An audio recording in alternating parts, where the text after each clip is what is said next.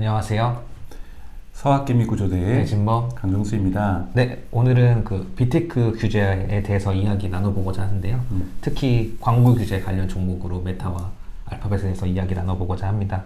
먼저 정수님, 그 2020년에는 빅테크에 어떤 규제가 기다리고 있나요? 워싱턴 포스트가 올해 1월 초에 뭐라고 얘기를 했냐면 2020년은 빅테크 기업 규제의 분수령이 될 거라고 얘기를 했습니다. 2022년이요. 네, 2022년 올해죠. 그래서 올해 관련된 빅테크 규제에 대한 논의는 한국 우리 시청자분들도 바이든 행정부가 이제 등장하면서 빅테크 규제를 강화한다. 뭐 이런 얘기들도 많이 들으셨을 거고 네. 또 유럽연합에서 진행된다고도 얘기를 했었는데 실제화되는 시기 특히 이제 빅테크의 비즈니스 모델을 변경해야만 하는 시기가 2022년이라고 볼 수가 있는데요. 저희가 외워둬야 될 일정이 있습니다.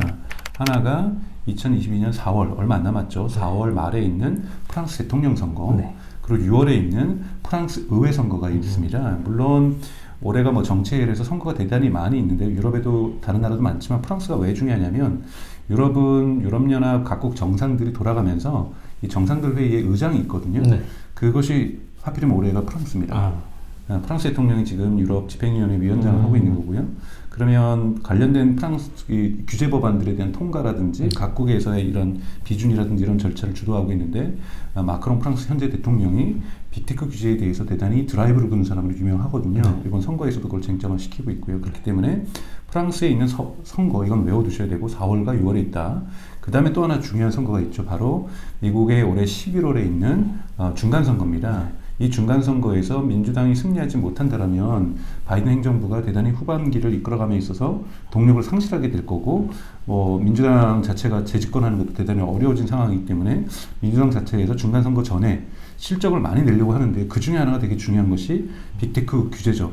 특히 2020년 있었던 미국의 의사당 그러한 폭력 사태 이런 부분에서 나름대로 많은 부분에서 페이스북이라든지 빅테크 기업들의 역할 또한 원인 또한 제공했었다라는 비난이 지금 일고 있는 가운데서 빅테크에 대한 규제가 어떻게 이루어질 것인가 이것이 2022년 대단히 큰 흐름이라고 볼 수 있는 거죠. 봄과 겨울에 규제가 있는데요. 관련 법 통과가 예상되고 있는데 전문가들이 예측하는 시기는 올 여름 또는 뭐 6월 이쯤 되면은 어느 정도 윤곽이 나타날 것이다. 이것이 그렇게 되면 사실상 우리가 뭐 주식시장은 미래 가치에 대한 어떠한 현재적 반영이라고 볼 수 있기 때문에 6월 정도 되거나 7월 정도 되면 이 빅테크의 주가에도 이러한 빅테크 규제의 어떤 구체적인 내용들이 반영될 가능성이 높다라고 얘기를 하고 있습니다. 그래서 일부에서는 뭐 윈터가 올 것이다 빅테크에 뭐 이런 주장도 있고 일부에서는 일시적인 조정을 맞을 것이다.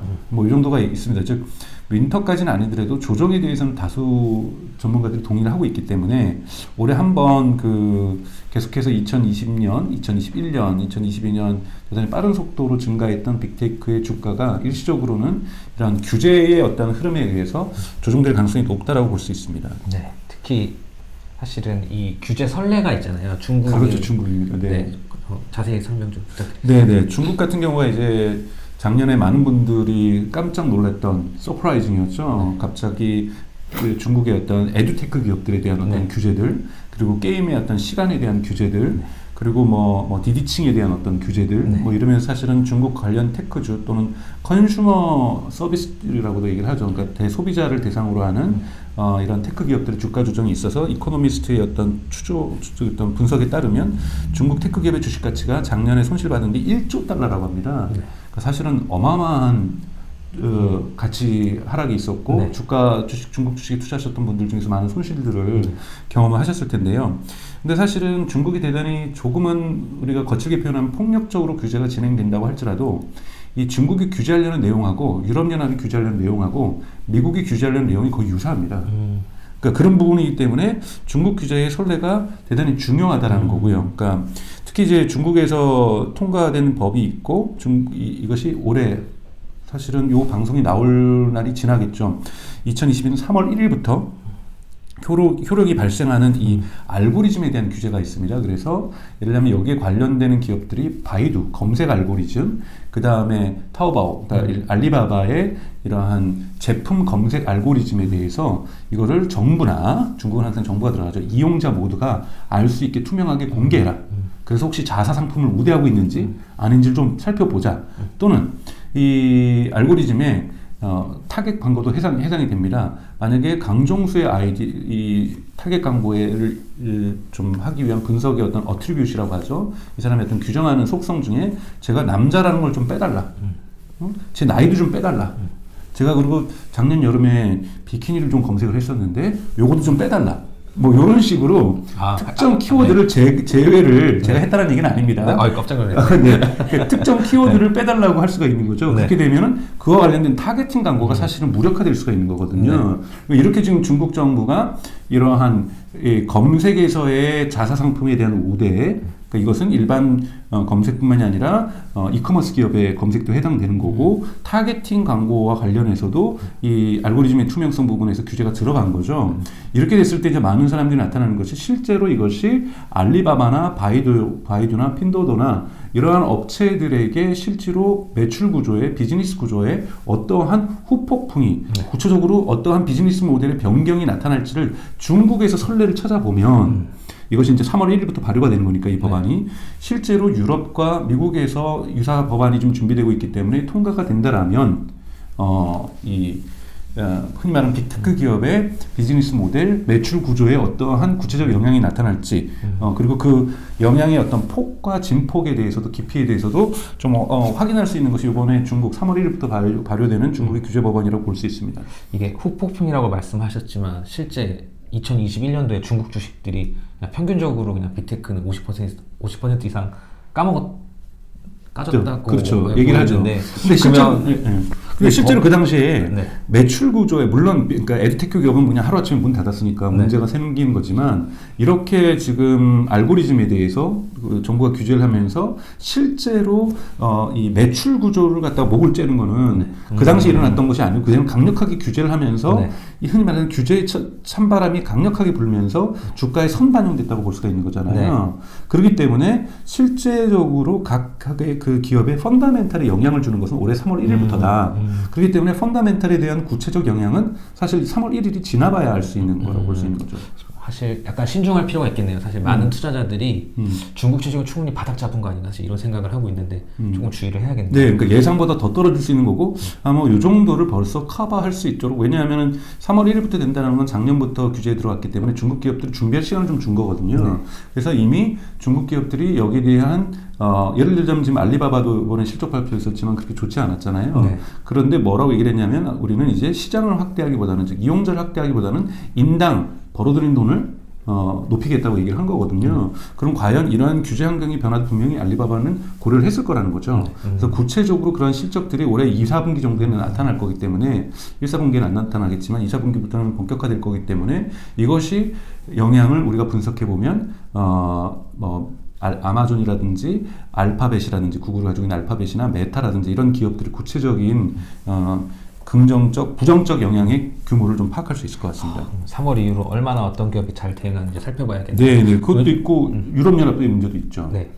제가 질문 드리려고 했는데 그럼 유럽 사실 규제가 있을 거라고만 말씀 주셨는데 어떤 규제가 구체적으로 있을까요? 네, 이제 유럽 같은 경우는 이제 작년부터 많이 준비됐건 아니 뭐냐면 유럽에서는 그걸 디지털 헌법이라고 부릅니다. 그래서 디지털 서비스법하고 디지털 시장법이 있는데요.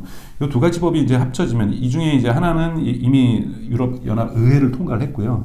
유럽 연합 의회를 통과한다고 바로 집행되는 것이 아니라 이 유럽의 상원이라고 할 수 있는 각국의 정상들이 모인 회의에서도 통과가 돼야 되는 거거든요. 그리고 일부 법안들은 각 나라마다 의회 비준을 좀 받아야 됩니다만 사실은 각 나라에서 비준 받을 때 법안 문안이 바뀌지는 않습니다. 그건 리젝트냐 억셉트냐 둘 중에 하나를 결정되게 돼 있고 이 유럽연합 의회를 통과할 때 보통 법안이 대부분 수정이 되거든요. 근데 지금 이제 통과가 됐으니까 거의 확정된 거는 하나는 유럽연합 기업이 아니더라도 미국 기업이라도 중국 기업이라도 인수합병을 하려면 만약에 그 서비스가 유럽에서 의미 있는 이용자 규모를 가졌을 경우에는 유럽연합이 허가를 못하면은 기업 합병이 이제 안 되는 겁니다. 그렇기 때문에 되게 가장 큰 이슈가 뭐가 있냐면 이 인수합병에 대해서 유럽연합의 목소리가 되게 커진 거죠. 가장 큰 영향을 직접적으로 받게 되는 기업은 이번에 발표했던 마이크로소프트사의 이 액티비전 블리자드 인수죠. 만약에 유럽연합이 여기에서 우려를 표명할 경우에 가장 큰 이유는 이제 게임 시장에 대한 독점이거든요. 그래서 말로는 이 마이크로소프트 같은 경우에는 메타버스의 블록을 형성하기 위해서 우리가 합병을 한다고 하지만 그거는 그냥 PR용이고 실제로는 게임 시장에서 엑스박스를 기반으로 하는 하드웨어와 소프트웨어의 결합이라고 볼 수 있기 때문에 이러한 시장 결합에 대해서 저는 유럽연합이 그렇게 긍정적이지는 않을 거라고 봐요. 그런 유사 사례도 사실은 많이 있었고요. 네, 그래서 이 부분이 좀 하나 문제가 되고 두 번째는 타겟팅 광고를 금지하는데요. 실제 유럽연합 의회에서 논의될 때 원하는 타겟 광고의 전면 금지였는데 로비스트들이 힘을 쓰다 보니까 미성년자에게만 금지된 이런 부분이 있는 거고 그리고 마찬가지로 중국하고 동일하게 플랫폼은 자사 알고리즘을 일정 정도 공개를 해야 되는 크게 이것이 비즈니스에 미치는 뭐 프라이버시라든지 이런 기타 규제 법안은 많은데요. 비즈니스 펀다멘털에 영향을 미치는 것은 인수합병에 대한 영향권, 그 다음에 그 개인화된 맞춤형 타겟팅 광고에 대한 금지, 부분적 금지죠, 미성년자에만. 세 번째 같은 경우에는 알고리즘 공개. 요렇게 되면서 자사 상품 우대가 좀 힘들어지는 요 세 개가 가장 큰 부분이라고 볼 수가 있겠습니다. 혹시 미국도 유사한가요? 네, 미국 같은 경우에도 올해 1월 달에 미국 상원 법사위를 통과한 미국 혁신과 온라인 선택권법인데요. 이건 마찬가지로 자사 상품 우대 금지, 그 다음에 이제 앱스토어의 독점 금지, 즉 특정 지불 체계만, 즉 애플에게만, 구글에게만 해야 되는 거 금지가 들어가 있습니다. 근데 자사 상품 우대라는 것들이 들어가 있고 여기에 또 하나 들어가 있는 것도 마찬가지로 이 맞춤형 광고.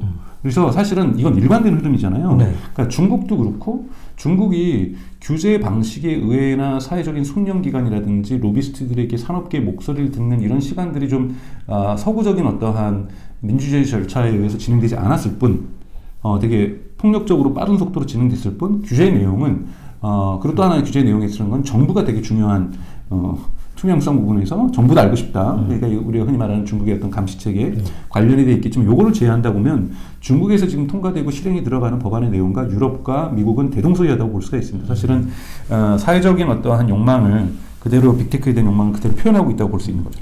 약간 중국의 흐름을 보면은 이제 유럽에서 소위 말하는 미국의 빅테크들이 어떻게 반응할지, 실제로 그 미국 주가에 어떻게 반영될지 좀 알 수 있겠네요.